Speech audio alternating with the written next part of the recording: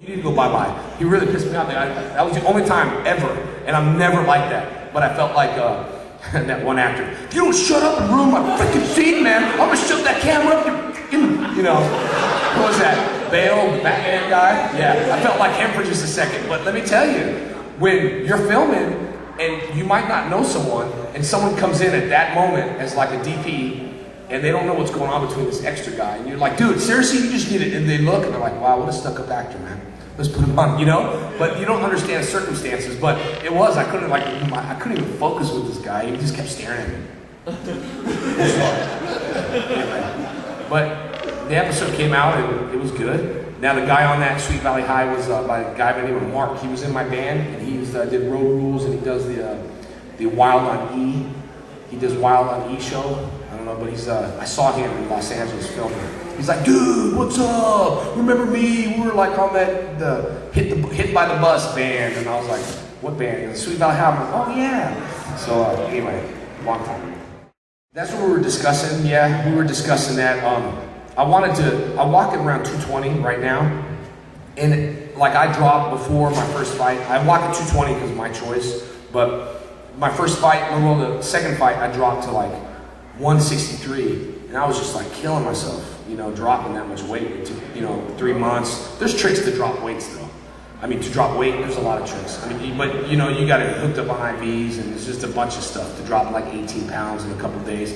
So, but I was gonna fight at 205 in the first couple of fights and I'm dropping to 185. Because 185 is a strong division. You can lose like 18 pounds in 2 days. So the thing about it is, if you look at Thiago Alves, if you know who Thiago Alves is, he's from Florida, great fighter, just fought George St. Pierre, trying to get the title. He's a big dude.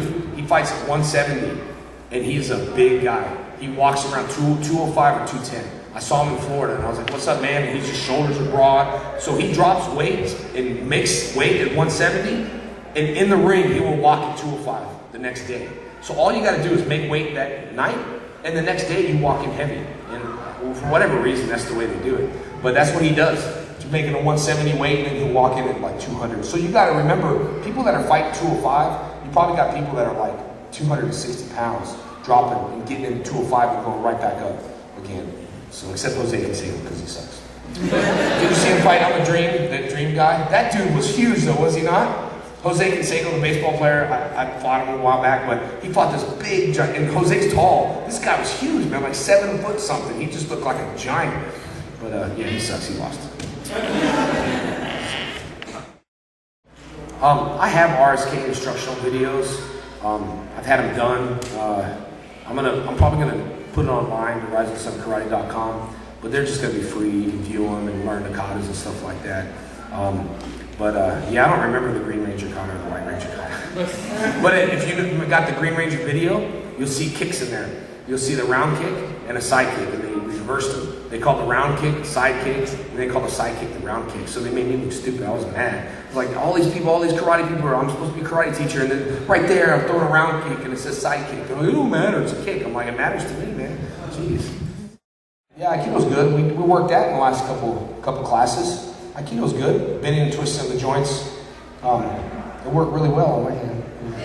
But we did that last couple days. Did you make the classes? Yeah. So we worked Aikido. We did 5 different techniques in the classes. So Aikido's good. My instructor, Louis D. Casamassa, was trained. He had one of the best Aikido masters around. So yeah, I've done every style. I mean, you know, what we do is we take the best style, best moves of each style, and just combine it. That's what I did. I just took each style and took the best moves of each and just combined it. Kind of like if you made a nice smoothie, you got a little bit of that, a little bit of that, a little bit of that, and it turns out to be a good drink. Hate each other? No, I didn't hate David. Even though I gave him a sandwich with a fly in it, it was just a joke. That's just my, you know, that's just my sense of humor. Maybe they didn't think it was funny, but I thought it was funny. Look, you don't eat a sandwich from me if I walk 1 mile to give it to you with no napkin. Don't eat it. There's something wrong with it. If you know me, there's something wrong with me. I don't walk 1 mile to give you peanut butter and jelly sandwich with no napkin. You gotta be like, seriously, man, you did something to that sandwich, man. I didn't eat it. He's like, oh, great, thanks. I ate it, and I was like, I was looking for the reaction. I was looking for that whole, oh, dude, what did you do to my, oh man, just get out of here, you put a fly. That's what I was looking for. I was looking for that reaction. But then I felt so bad when he's like, thanks, and he ate it, and I was like, you're welcome. I didn't know what to say. I just talked to him about that a week ago. He texted me, he's like, you're an ASS, man, for doing that to me. Well, I didn't think you were gonna eat it, man. So it finally got out on set that he ate a big fly. It was a huge Australian fly. It wasn't no regular fly. This thing was nasty. It was just like, it was big. So yeah, I just put it there. And then I remember when I first got to Australia, we were like eating food and they have all these heads on stuff, and I took a fish eyeball and I popped it out and I put it in the olives. And some guy took some olives and it was like the fish eye of it. Well, someone saw me do it, some Australian girl, and she's like, you know what, that's not a way to make friends here in Australia. I was like, what? I was trying to play it off. I'm like, what? It's like, I saw you poke the fish eyeball out and put it in the thing, and that guy had it on his plate. I didn't tell him, I hope he eats it. Whatever, but yeah. It's a delicacy. See, I was trying to help the guy out. Poor fish is laying there like, no eye. No, I had deals though. I had deals from NBC. I had a deal from Universal Studios to do Trip Hansen, which was like basically a teenage spy movie. They paid me good money to be on hold. Everybody was paying me to be on hold, All I did is, I didn't do too much. I mean, I did a couple things for a couple casting people, like that stupid Family Matters I did. But I made cash on that Family Matters, man. And just, you know, there was like a TV show, Migo. It was just a bunch of little things, but mostly Saban. I was under contract. I really couldn't, you know, stop. I mean, I couldn't do other things because I was contracted. And that was the problem with it, is that I was fully contracted. I mean, like I couldn't work to other studios. So we could not go outside Saban. So that cast us out a lot of different things. Movies, and I did it anyway. I mean, I got deals outside of Saban, but the deals didn't go through because I couldn't, you know, I was contracted. So that was probably the hardest part. Now Saban, Amy did a movie called Susie Q. You know that movie, yeah? And I had a movie that was scheduled to be filmed right after her movie because they paid me for it. But they just paid you off. You know, they give you like, you know, a lot of money. And they're like, sorry we didn't do the movie, but you get paid anyway. And I didn't really want, I mean, I'll take the money, but I didn't want that. I want a movie. You know, I don't want the money, I want the movie. I want the, you know, doing the work. So I was under contract for many years. Working with Saban was hard, you know, so that's what I did.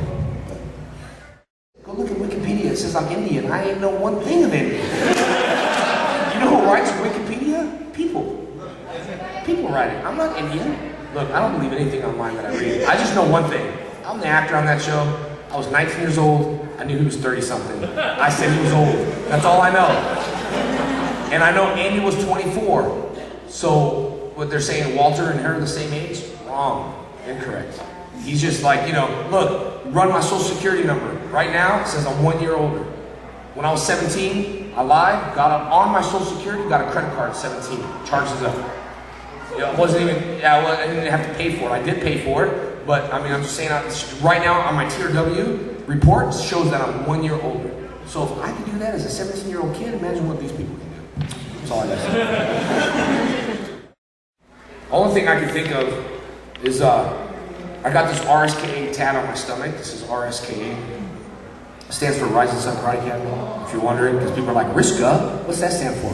RISCA. But only thing I can think of is I just got it and I was at Disney, we were filming Dino Thunder. And there's a big explosion. I forgot what episode, I have to look it up. But there's a big explosion, everything's in slow motion, man, and it just was like, go, and my shirt came up and you read RSKA.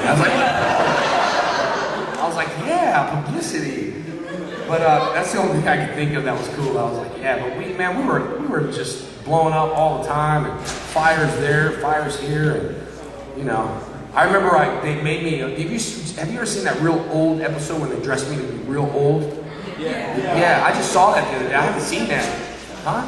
That was with Catherine. She was like, we're like old. Was it Christmas in the Future?